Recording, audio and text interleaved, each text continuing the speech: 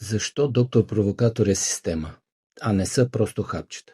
Здравейте, аз съм доктор Провокатор и сега ще ви обясня защо хранителните добавки застави на доктор Провокатор не са просто хапчета, а е система. Ако се замислите, ще стигнете до следните умозаключения. В началото се появява болката някъде. Ляво, дясно коляно, без значение.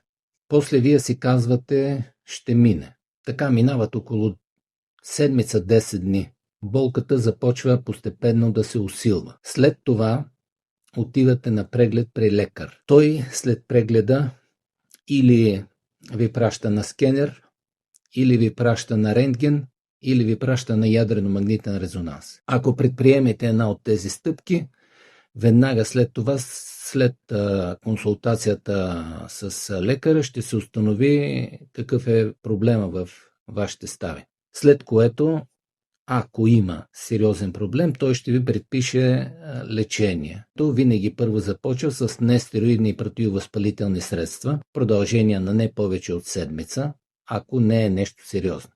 Ако е нещо по-сериозно, ще ви предпише физиотерапия и гелове, които са също нестероидни и противовъзпалителни. Ако вие се занимавате с спорт и не искате да губите много от времето без тренировки, отивате на следващия вариант, който е инжекция.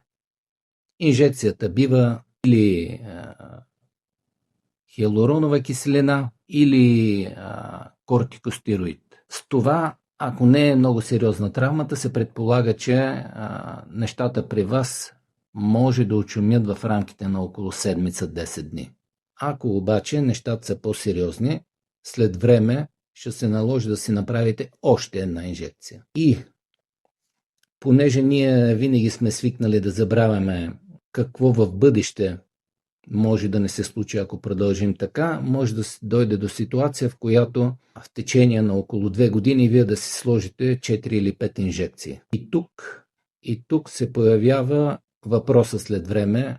Хубаво, слагаме инжекции, поддържаме, болката ни отшумява. Тя се появява.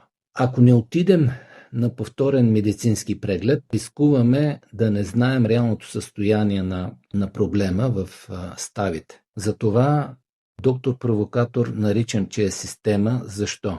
Защото след появяване на болката, задължително трябва да се отиде на медицински преглед. След което, в зависимост от ситуацията, минавате или инжекции, или физиотерапия. Ако след определен период от време това не отшумява или отшуми, но вие